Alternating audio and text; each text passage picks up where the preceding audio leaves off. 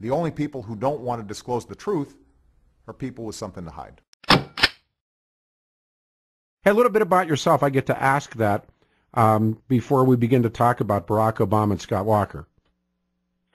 Well, I'm a former executive director of the Louisiana Republican Party. Got into broadcasting after I finished my stint at the party, and have been doing radio and TV down there now for 16 years, and do a lot of writing and also work as a political analyst on one of the local stations. So really get involved in the political scene here locally and of course, nationally.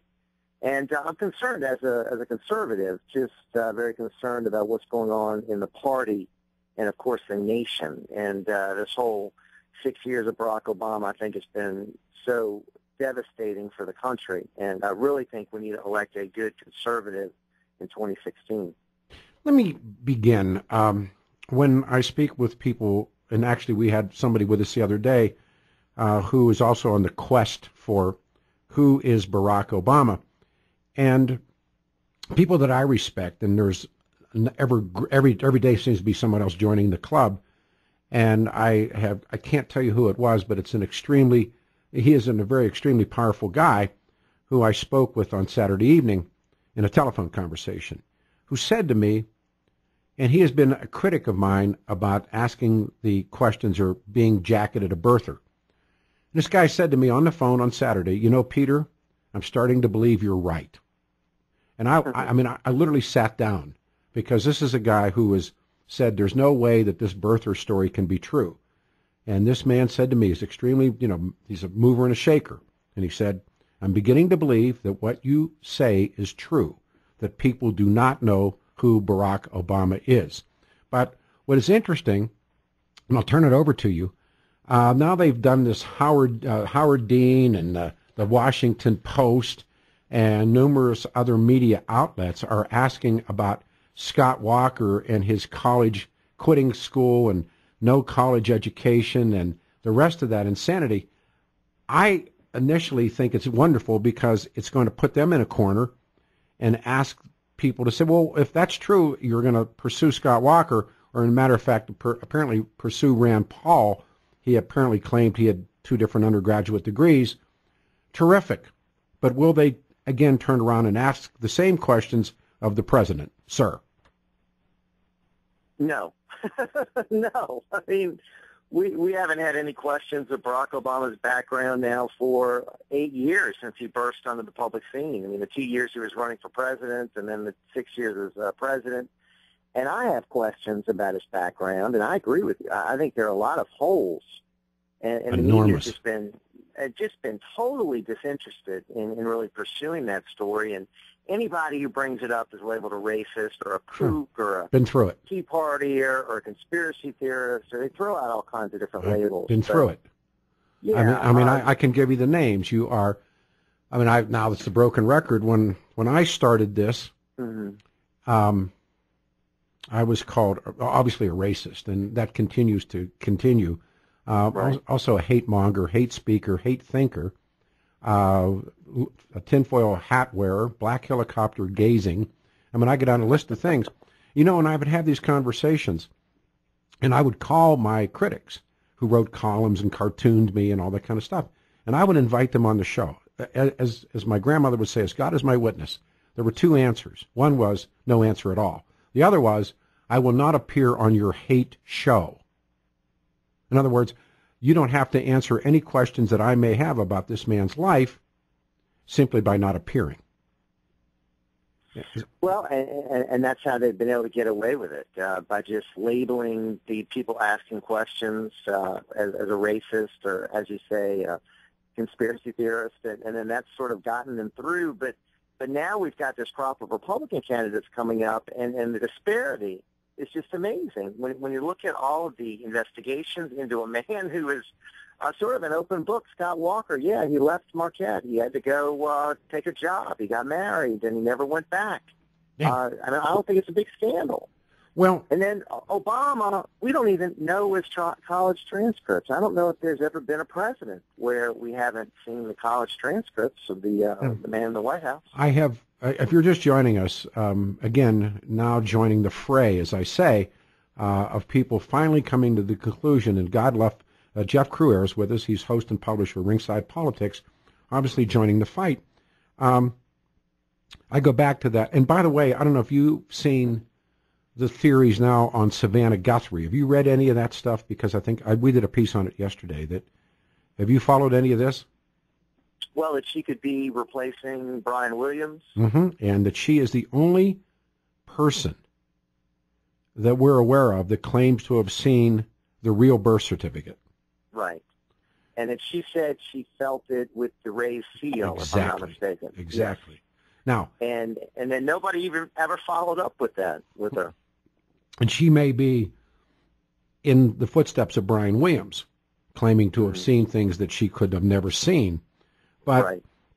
Barack Obama's been using a fraudulent Connecticut Social Security number since at least 1986. And that number, I know it like I know my own, 042684425, was issued in 1977, set aside exclusively for Connecticut residents in a state that Barack Obama never lived in, nor did any member of his immediate family. And the SSN Verifier Plus shows a birth date of 1890 linked to that number. Now, that in and of itself would be a great story, but what? Why doesn't anyone do it? Well, and then I agree with you. And then, of course, the whole story about the birth certificate and the fact that it was what was revealed to the American people was obviously a fraudulent document. Indeed. And that was dropped like a hot potato, that whole story. And I agree with you. I mean, the questions have never been answered. And he has been able to skate by with scanty credentials and all these holes in his background. And who knows? He's the Manchurian candidate. Absolutely. He's the mystery man. And why, and again, so if I would ask you, what do you think his life story is, what would you say? And I'm asking you to do belief, not knowledge. I think his life story is that he's a radical who's surrounded himself with radicals, who's been able to skate by with very little vetting, who is someone who probably is very, very, very, very sympathetic to Islam, and someone who doesn't have the best interests of this country at heart. What I'm fascinated about the entire story, and of course it was here in Denver, Colorado, that he won the nomination. He had already, of course, won it, but he secured it here. And there were people that Nancy Pelosi, Barbara Boxer, there's a woman who is that gives the public stamps on things. All of these people had a job. The major press had a job to background this guy. And I think at that point, when they accepted the false narrative of Barack Obama's life, then there was no going back from that point. Do you agree? They were invested, and then they just doubled down, and then there was no turning back. You're right. And they just lashed out at anybody who did raise the questions, and from then on, he's been able to survive really any kind of scrutiny. Mm-hmm. Well, he's not given scrutiny. Right. And what I'm amazed at is, I go back to even perhaps who his biological father is. I would not bet that his biological father is Barack Sr. I would not bet that. I would also not bet that Frank Marshall Davis is not his father. He looks too much like him. There's tons of things I would not bet about this man's life, and we go from there. Right, I've seen the pictures. He does look remarkably like Frank Marshall Davis. The whole story of the Barack Obama Sr. Whisking away his mother and this relationship. I mean, there's too many holes in that. Nobody's really ever really to point to any pictures of them together. Yeah, well, and the pictures that we do have, some of them seem to be cropped and altered. And, yeah, I think there could very well be that relationship there with Frank Marshall Davis. I also, one of the people, I believe that he was indoctrinated by Frank Marshall Davis. If Marshall Davis is not his biological father, I watched the State of the Union when he said, I was raised in Hawaii. But if you do the math, he is taken to Washington State sometime at about 8 or 9 days of age and doesn't come back. He always uses that number 2.5. 2.5 when he went to the airport to say goodbye to his dad, which is not true. I mean, that's just a provable lie as well. But he comes back to Hawaii, and no one's even sure how old he is when he comes back to Hawaii. And at that point, his mother re-enrolls in the university where she meets Lolo Soetoro. Off they go again to Jakarta. He goes along with Mom, obviously. That's the name change to Barry Soetoro. That's when he enrolls in them. And they were not madrasas, but they were Muslim schools. How old was he when he came back? I don't know. 10, 10 and a half? So if you take that first 10 and a half years of his life, he didn't even live in Hawaii. He comes back, he lives, and then so he's gone at 17 and a half, 18 to Occidental. So he really only lives on the island 7.5 years, maybe, tops, 8. Right. His high school years, exactly. Right. So then he goes grammar school years. Yeah, and so now they're examining Walker's college years, but we have seen everything that historians call bona fides about Barack Obama have been deep-sixed and buried. So who did he say he was at Columbia? Who did he say that he was in law school? Who did he say he was at Occidental? Who did he claim to be? Right. I mean, did he get in via affirmative action? Well, exactly. Was he accepted as a foreign student? Foreign national. Yeah. Then you have the question of, was he really even there? I mean, I've interviewed Wayne Allen Root. I'm sure you know Wayne. Sure. And he says never saw Barack Yeah, Obama. no, I hear that. I tend to believe he was there. But again, I'm using words like believe. I'm not using words like I know. Right. I mean, right. Yeah. Right. I mean, it's twisted. Trump offers $50 million. I'd do an awful lot for $50 million. You want to see my birth certificate? I'll give it to you. But remember, Trump has revealed he offered Obama $50 million for releasing his personal records, and Obama never responded. God bless Trump. Well, Trump is one of the few who keep raising this, and Trump was the one raising the question of, why are you delving into Scott Walker when Barack Obama, you've never had any interest in looking into it. So good for him. Yeah, his SSN number is screwed, but I believe this. And by the way, if you're just joining us, he's one of the, again, joining the fight. Jeff Cruer is with us, host and publisher of Ringside Politics. He's in New Orleans. He does a radio show. I think that he was given a Social Security number because and again, this is belief, not knowledge, but his first gig was working at the Baskin-Robbins slinging ice cream. And I think from my reading and understanding that Social Security has a set-aside series of numbers for foreign nationals. And I think that was the SSN that he had. And then when he gets into the fray, into politics, he realizes that it's a hurt because he's telling a story and again, I think he portrayed himself as a foreign national, so he never had to register for the draft.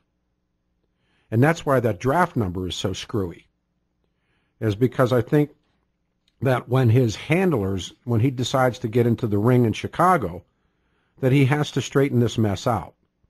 And at that point, I think someplace he picks up that fraudulent Connecticut number.